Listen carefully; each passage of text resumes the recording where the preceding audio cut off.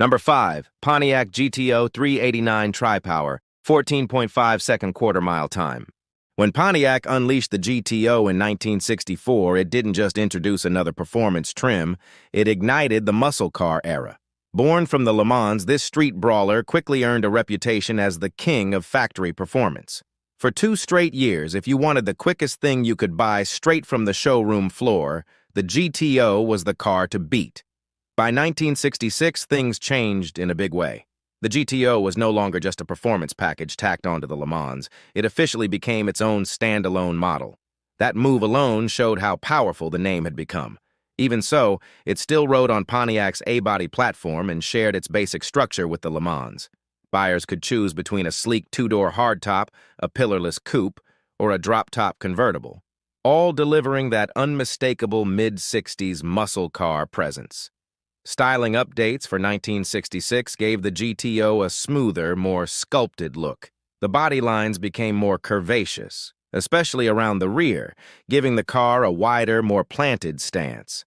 Up front, Pontiac introduced a bold, new plastic grille, an industry first at the time, helping the GTO stand out even more in traffic.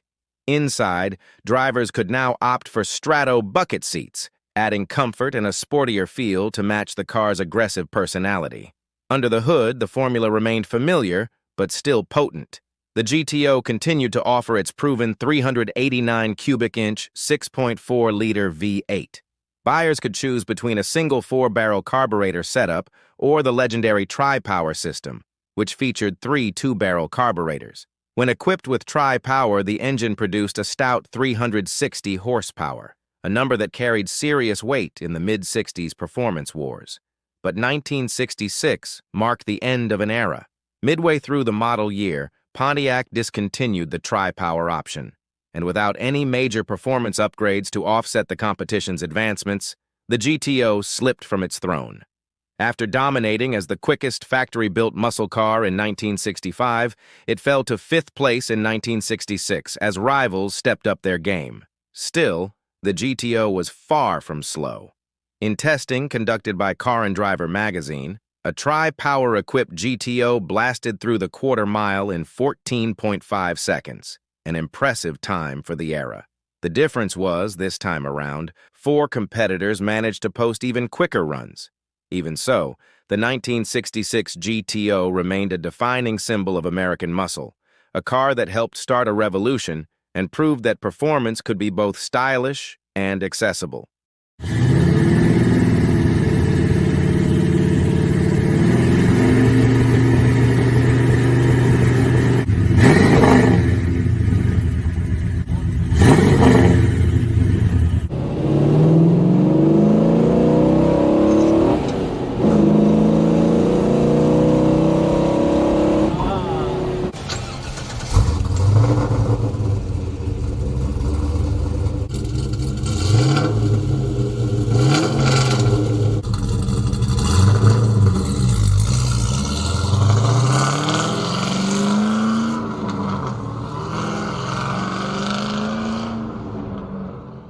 Number 4, Shelby GT350 Supercharged.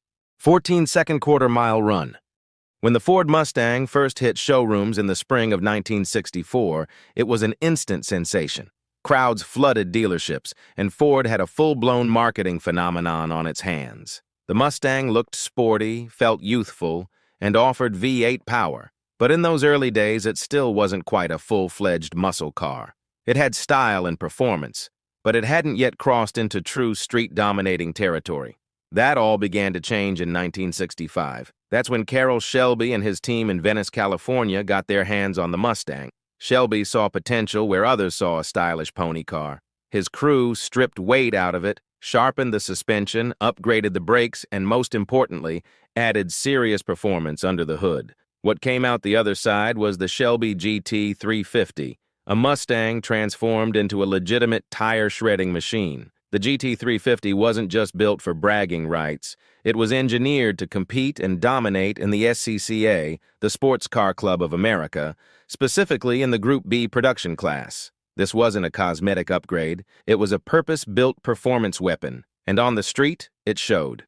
In 1965, the GT350 ranked as the third quickest muscle car you could buy, proving that the Mustang had officially stepped into the big leagues. For 1966, Shelby knew the competition wouldn't stand still. Rival manufacturers were pushing harder, adding more power, and refining their own performance machines.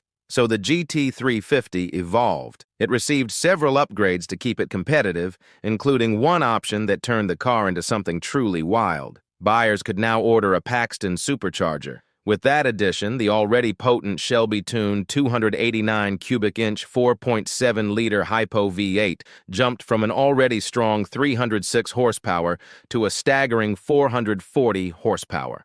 That was serious output for the mid-60s, enough to transform the lightweight GT350 into an absolute rocket. The performance numbers backed it up.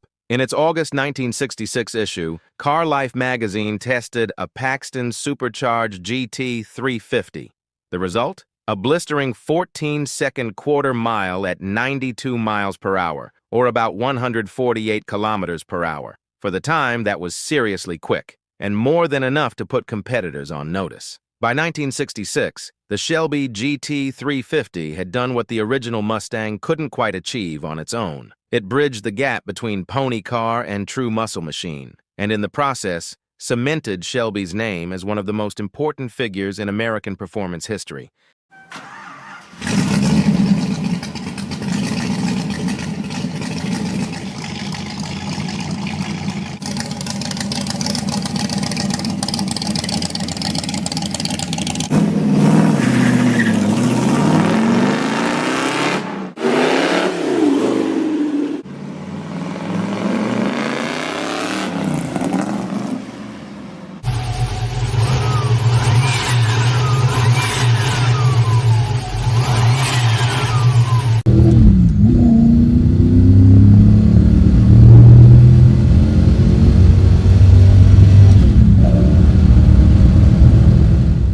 Number 3. Mercury Comet Cyclone GT390, 13.98 seconds.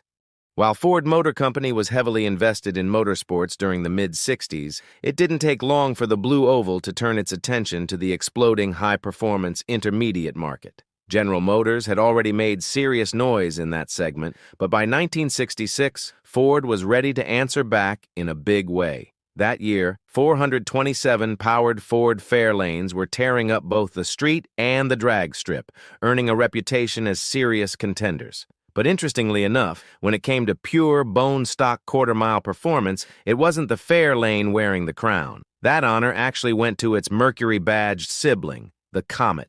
Just like the Fairlane had done a few years earlier, the Comet underwent a major transformation for 1966. Originally introduced as a compact, the Comet grew up into a full-fledged intermediate. The redesign gave it a more substantial presence, making it a proper platform for big power and serious performance. Mercury offered the Comet in nearly every body style you could imagine, short of a pickup truck.